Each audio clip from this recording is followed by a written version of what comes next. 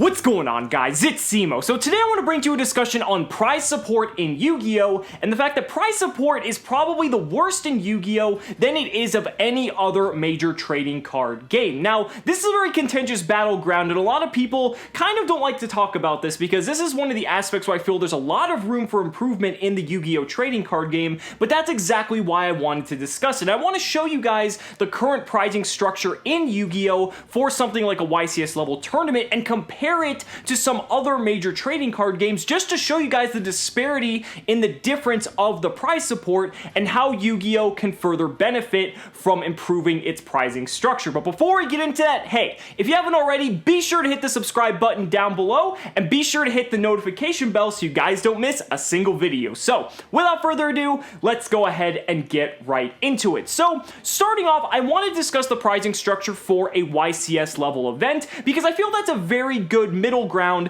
in terms of the type of tournament and the type of pricing that it offers, because there's also very comparable tournaments that you can use in other card games that are at about the same level, just so you guys can get an idea of what it's like across the varying card games. So at a YCS level event, the pricing starts at the top 32. And at the top 32, if you manage to make it through, 10, 11, sometimes 12 rounds of Swiss, what do you get? Well, you get a playmat. Cool. So I worked all through this tournament, playing through all these different rounds, and my prize is a playmat. Now, a lot of people might be excited about this playmat because for them it might be sentimental because maybe it's their first top at an event, or maybe it just shows all the hard work that they put into the game, and this is their prize for doing that. But, if we're looking at monetary value here, these playmats only go for about $40 to $50, maybe $60 if you're lucky, if you find someone who really loves the artwork on one of these playmats. So if you're looking at, how much you're investing into the game compared to how much you're getting out of it, that's not exactly something that's very appealing. Now, the thing is, you also do get your invite to the World Championship qualifier, but that's not something that really has any monetary value because you can't exactly sell off an invite. So for the purposes of this video, we're not going to discuss that. We're only going to discuss the items that actually have monetary value after you actually have to go through the effort of selling them on the third-party market.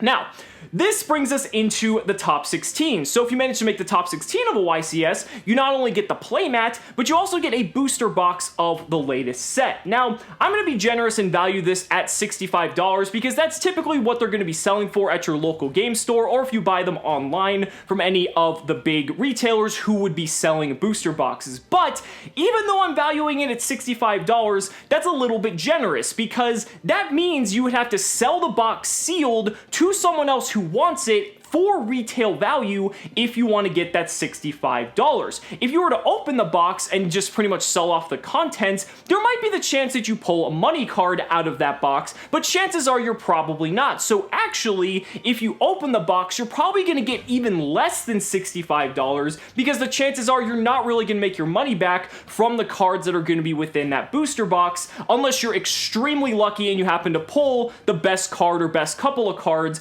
out of the set. But they're typically secret rares, and you only get 2 secret rares per box out of 8 secrets in a set, so math isn't exactly skewed in your favor. Now this moves us on to the top 8. So for making the top 8, you're gonna still get your playmat, but now you're gonna get a PlayStation 4 500 gig. Now, the thing about this that is a little bit annoying is that, okay, it's kind of cool that they're upping, I guess, the value of the item because instead of getting a booster box for about 65 bucks, you're getting a PlayStation 4, which is about, I've seen them online for $250 to $300, but the issue here is that the 500 gigabyte PS4 model is actually currently discontinued because it was the first model of the PS4 to be released, and the PS4 has been out for how many years now? They've already moved on to the PlayStation 4 Pro, which has much larger hard drives, so they're giving you a discontinued version of the PlayStation that if you're trying to get money out of essentially doing well at a YCS,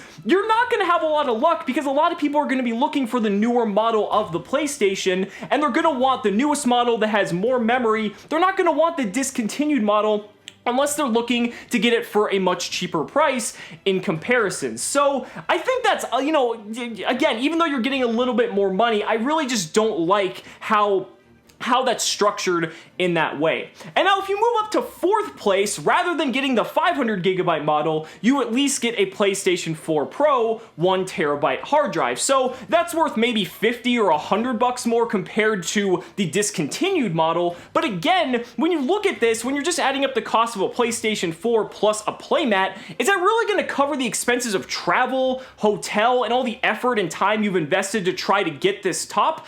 I really don't think so. Now, when we get into 3rd place and above, this is where they start distributing the prize cards. And the prize cards is where money starts to go up significantly because there's very few of these prize cards and they're sought after by a lot of people. Now, for 3rd place, you do get a super rare version of the prize card, and this is essentially going to net you, depending on the prize card and how relevant it is maybe in the current meta, you can probably get a prize card for about $400, maybe $5 or $6, again, depending on how meta relevant the card is, combined with your 1TB PlayStation 4 Pro and your mat for making top 32. So now we're kind of getting close to maybe about $1,000 worth of value for everything, of course assuming after you've gone through all the work of selling everything. So, that's about $900 to $1,000 for just getting 3rd place. Then when you move on to 2nd place, you also get a messenger bag, which again is valued anywhere from like $50 to $75. It's just a Yu-Gi-Oh! YCS branded bag. It looks kind of cool, but again, it doesn't really offer a lot of monetary value.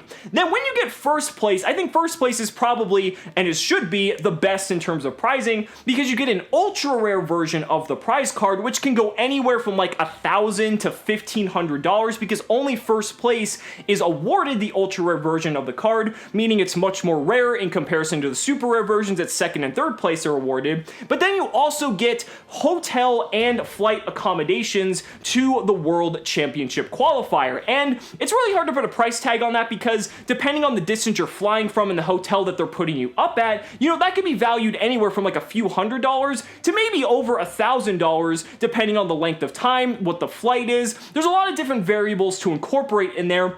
So I think about, saying that you're getting about maybe $2,000 to $2,500 in terms of overall monetary value is pretty fair for getting 1st place at a YCS. Now, when you look at the whole chart and you see kind of the disparity between the different gaps, there's a very big disparity between just making top 32 and getting 1st place. Now, obviously 1st place should be the best, but I feel like when you look at all of the other tiers, it really doesn't seem worth it. And this is what a lot of players, both casually and competitively, are really upset with when it comes to prizing, when it comes to Yu-Gi-Oh! Let's compare this to probably something that a ton of people always compare this to, Magic the Gathering. A Magic the Gathering Grand Prix is probably the most similar tournament in style to a YCS level event. Now, Grand Prix, if you just make the top 64, you're getting $250, and then it goes up to $500 for making top 32, and it keeps going up and up and up, and if you get 1st place at this Grand Prix, you get $10,000. That is just absolutely absurd. If we can earn $10,000 getting 1st place at a YCS,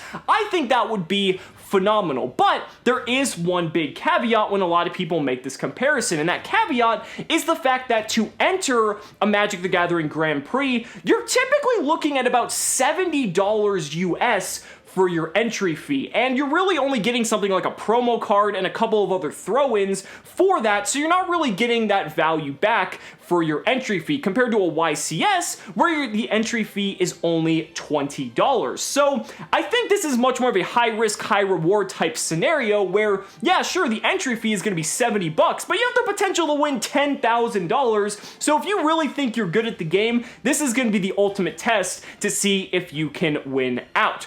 Now, looking at a game like Pokemon, I feel like Pokemon is actually the best medium here because while it might be a little bit more expensive to enter a Pokemon Regional at about $30, and a Pokemon Regional is not like a Yu-Gi-Oh! Regional, it's more comparable to a YCS level event, their pricing structure might not be as insane as a Magic the Gathering tournament, but it's much more adequately structured and really seems like there's an incentive to play Pokemon competitively. For making top 32 of a Pokemon Regional, you can get $250, and it keeps going up from there, $500, $750, and I believe first place at a Pokemon Regional gets $5,000. And you guys have to remember, that's cash. That isn't in other items that you would have to sell off on the secondary market if you're looking to get money for your efforts. They're giving this to you in cash. So you're not having to go through all this extra effort, and it really just does pay off. I know Kazuki Takahashi is the creator of this game, and that's where this whole stigma started, where he didn't want people to be receiving cash for playing Yu-Gi-Oh!, whatever that stigma may be,